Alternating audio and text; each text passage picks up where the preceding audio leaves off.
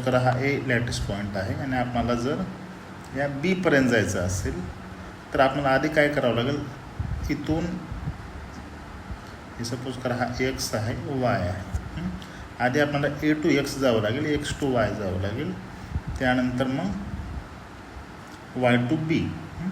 असं गेल्यानंतर आपल्याला ए टू बी आपल्याला तिथं जाता येईल. हे फॉर द सिम्प्लिसिटीसाठी आपण हे एक्झाम्पल घेतलेलं आहे.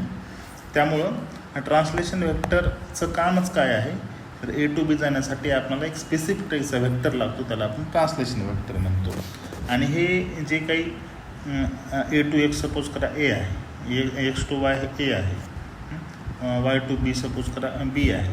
म्हणजे आपल्याला हे 2a प्लस बी हे डिस्टन्स जर कवर केलं आपण, किंवा हे जे काही ए बी हे डिस्टन्स जे आहे ते जर आपण हे वेक्टर घेतलं ए टू वाय आणि वाय टू बी, जर आपण लॉ ऑफ पॅरलोग्राम जर इथे लॉ ऑफ ट्रायंगल लॉ जर आपण यूज केला तर आपल्याला हे डिस्टन्स हे ए बी आपल्याला कॅल्क्युलेट करता येईल.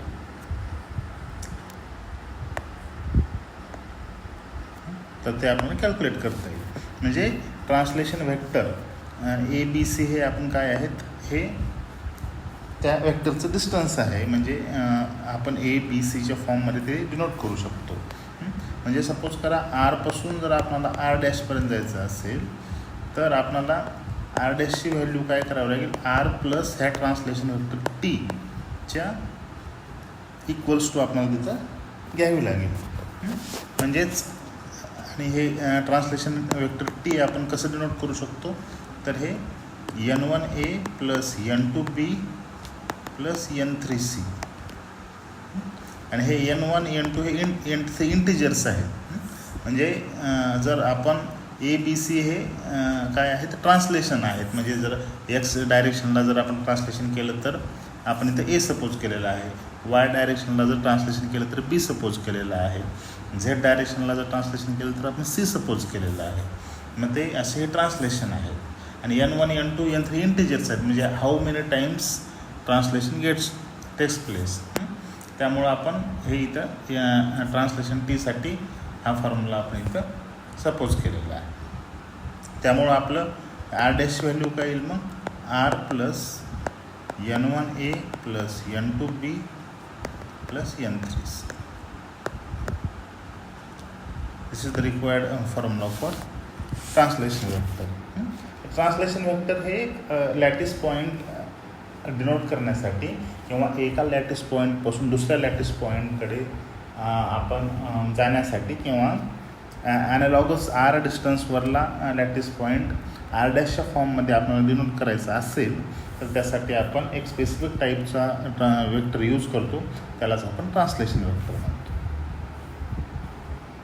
तर नेक्स्ट पॉईंट आहे तर युनिट सेल. युनिट सेल काय असते ते बघू आपण.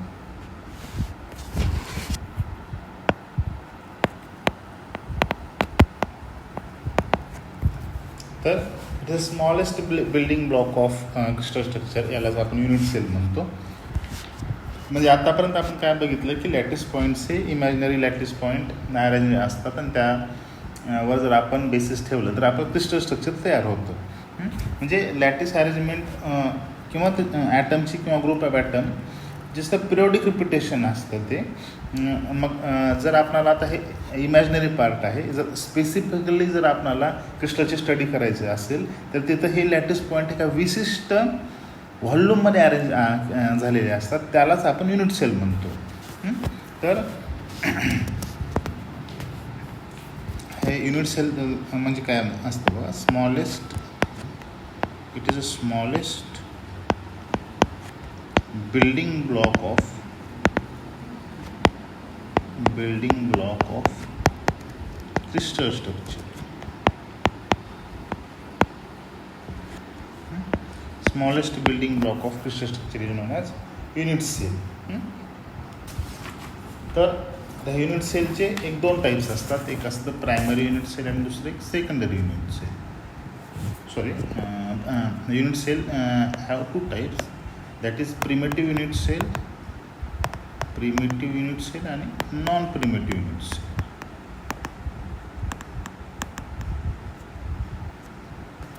तर हे आपण या डायग्राममध्ये बघू शकतो, प्रायमरी आणि नॉन प्रायमरी. आता जर आपण सपोज केलं, सपोज करा हे ABCD ही युनिट सेल आपण कन्सिडर केलेली आहे. तर आपण ह्या डायग्रामवरून आपण सांगू शकतो प्रायमरी आणि नॉन प्रायमरी, सॉरी प्रिमेटिव्ह आणि नॉन प्रिमेटिव्ह काय असतं. तर ह्या प्रिमेटिव्ह युनिट सेलमध्ये जे काही हे लॅटिस पॉईंट्स असतात, we can see here that is हे A, B आणि C आणि D. हे these lattice points lie at only corner of the unit cell. म्हणजे हे लॅटिस पॉईंट ओनली कॉर्नरला ते असतात. आणि effective number of lattice points जर काढायचं असेल प्रिमेटिव्ह, जर आपण कसं काढू शकतो, 8 × 1/8 = 1. तर हे 8 काय × 1/8 काय घेतलं आपण, कारण ह्याची अरेंजमेंट कशी असते स्पेसमध्ये, 3 डायमेन्शनल स्पेसमध्ये जर आपण कन्सिडर केलं तर एक ॲटम हा दुसऱ्या ॲटमशी काय असतो, कनेक्ट झालेला असतो. आता सपोज करा हे एक इमॅजिनरी घेतलेलं आहे, ह्या ॲटमला हा एक इमॅजिनरी पॉईंट आहे. मग आपण ह्या 1 × 1/2 सॉरी 1 × 1/2 जसं हे समजण्यासाठी आपण एक कन्सिडर करू, युनिट सेल कन्सिडर करू. 1 2 3 4 5 6 7 8 हे 8 ॲटम्स अदर 8 ॲटम्सशी कनेक्टेड झालेले असतात. त्यामुळं आपण effective number of lattice points आपण कसं काढू शकतो, तर 8 × 1/8 = 1 अशा फॉर्ममध्ये आपण ते काढू शकतो. तर यालाच आपण प्रिमेटिव्ह युनिट सेल म्हणतो. तर नॉन प्रिमेटिव्ह युनिट सेल म्हणजे काय, तर ॲटम्स लाय ॲट कॉर्नर. आता इथं हे 2 एक्झाम्पल आहेत. Atoms lie at corner as well as centre or inside the unit cell. यालाच आपण काय म्हणतो, non primitive unit cell. Non primitive unit सेलमध्ये प्रिमेटिव्ह युनिट सेलचे अपोजिट इथे इफेक्टिव्ह नंबर ऑफ ॲटम्स किती असतात, 8 × 1/8 8 + 1 म्हणजे 2. म्हणजे number of effective number of lattice points are more than 1. इथं आपण सपोज करू शकतो. म्हणजे in primitive unit cell the effective number of lattice points are 1 while in non primitive cell it is more than 1. तर ही झाली non primitive unit cell.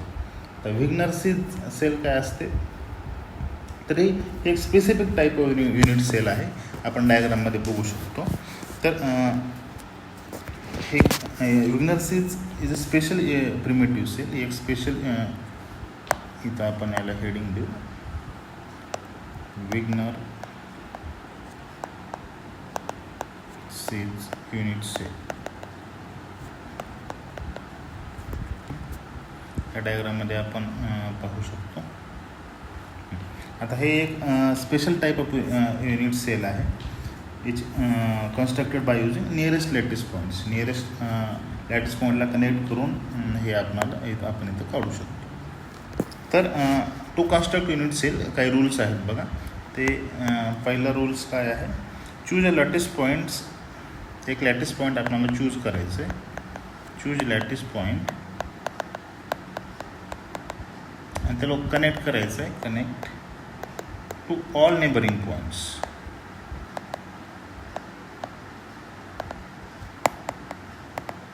म्हणजे आपण इथं बघू शकतो ह्या डायग्राममध्ये हा लॅटिस पॉईंट आहे. त्यांना आपण हे सगळ्या लॅटिस पॉईंटला कनेक्ट केलेलं आहे. आणि त्यानंतर काय करायचं आहे, to form this type of particular unit cell. जे काही म्हणजे पॉस्युलेट्स आहेत ते बघत आहोत आपण. आणि त्याला काय करायचं, ड्रॉ परपॅन्डिक्युलर बायसेक्टर. ह्या सगळ्या लॅटिस पॉईंटला परपॅन्डिक्युलर बायसेक्टर आपल्याला काढायचं आहे. मग हा परपॅन्डिक्युलर बायसेक्टर आपण ह्या रेड लाईननं इथं दाखवलेला आहे. ह्या परपॅन्डिक्युलर बायसेक्टरनं तयार होणारा जो काही स्मॉलेस्ट पार्ट आहे त्यालाच आपण काय म्हणतो, विग्नर सीज सेल म्हणतो.